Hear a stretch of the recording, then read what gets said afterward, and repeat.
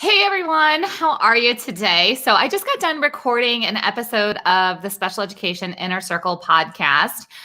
Welcome to the internet, not working for everyone. So we decided that we couldn't go live here with you to record it. So that episode will be dropping soon with Amy and Shelly, who are master IEP coaches. If you don't know what a master IEP coach is, go head over to masteriepcoach.com and you'll see all the details. It's a awesome community who's changing special education one IEP at a time.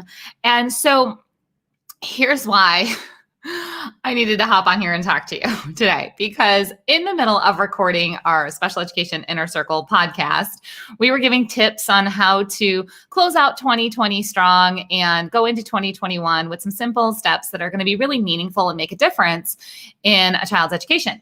And what I didn't realize about Amy and Shelly is that they both had in common being in the school professionally before becoming a master IEP coach.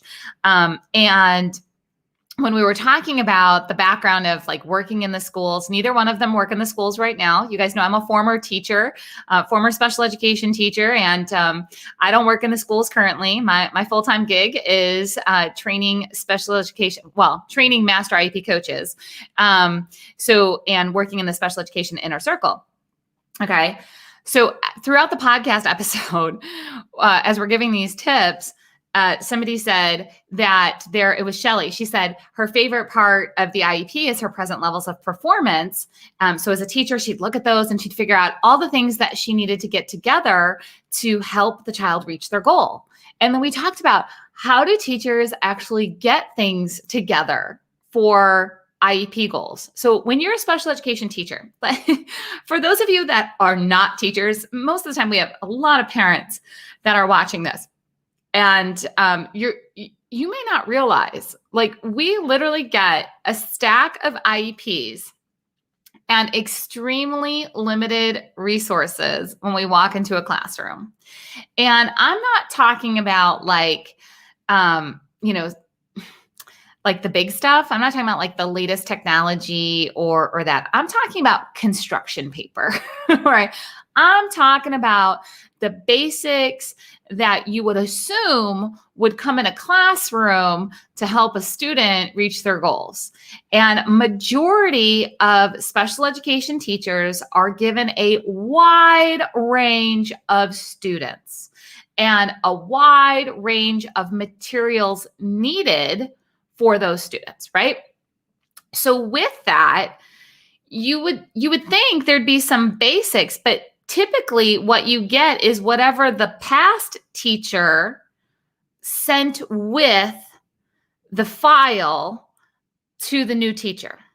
So as a brand new teacher, I walked into my classroom and I taught a long time ago. So that means that, my IEPs were actual paper and they were in a milk crate, and I looked through, and let's just say that the student needed to work on math skills and use a calculator.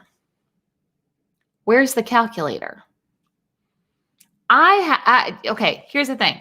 Before I even say I had to pay for the calculator, I didn't pay for that calculator, but I did have to go on a hunt for a calculator. And then I'm just going to say it straight out. I had to argue with some teachers who had stacks of calculators, because teachers hoard things. If you don't know that, we're really good at hoarders when we find stuff, right? So teachers had calculators that were owned by the school, but they were hoarding, and I had to beg to get a calculator so I said my child, because that's how we feel about our students. So my student could work on their goal, okay? It's something that we just do as special education teachers. And as we were talking, me and Amy and Shelly, about our experience being in the school, we were talking about how this happened all the time, that we then had to share about how we would have to go dumpster diving to go find things, meaning that there are lots of supplies that are thrown away each year because they're outdated, they're not going to be used, the school, changed curriculums, whatever those were, right? And that special ed teachers will take all the leftovers to make that happen. So we talked about a couple of things that need to happen. If you are that teacher who is reading the IEP and there are things that are listed, certain computer programs, technology like devices, books that need to be there, tools that are needed for accommodations and modifications, and you don't have access to those, you can't do your job. And you are obligated to get that IEP done, which means that you need to go advocate to your school, to your district, to your people, okay? Whoever your people are at the school, and say, I can't do my job if I don't have these materials. It's written in the IEP. That's a legal document. Like, you're going to be held responsible for making sure that this gets done. You don't want to be thrown under the bus because you didn't ask or go beg or go find these tools that you needed. If you are a special needs parent, do not assume that because whatever software your child used last year, whatever books they used last year, do not assume that they are there this year. Check in with the teacher, because it is so embarrassing as a teacher to have to say to a parent, like, just so you know, I don't have these supplies yet, but I'm working on it, kind of thing. And like, we do it, we say it as teachers, right? Like, okay, I'm working on getting this next step. There's nothing better than a parent that says, like, what do you need? What's missing? What's not here? I'll help. It's not your fault. I will go talk to your boss and make sure that you have the tools. Because it's not like I had the tools and I wasn't using them.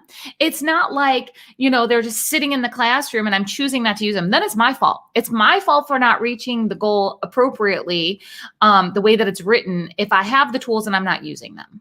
But if I don't have the tools, then, and I'm asking for them, okay, it's not my fault. I need that parent's voice.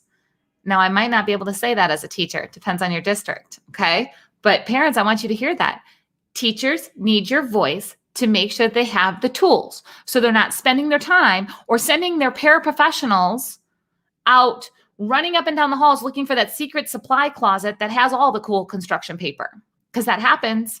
Speaking from experience, or, on the purge day of all the old curriculum, that we're not spending all of our time as special education teachers and as paras and therapists going through all of the garbage that everybody else left because it's not relevant anymore, and then using it for our students. So please make sure that you know that this is a problem in special education and you can be part of the solution, but you have to be aware of it, and then you have to go advocate. And this is happening right now. I don't care if you're hybrid, if you're all virtual, if you're in person, this is happening on a regular basis. You need to check in and make sure that your child, okay, so parents, check in and make sure that your child and your child's teacher has access to all the things that they need to make that IEP happen. And it's not about the teacher not wanting to have it or not wanting to use it. It usually doesn't exist. And it's a conversation that needs to be brought out to the front more often. It's just something that is ignored, and we can't have that. It's something that we just accept, and it should not be acceptable.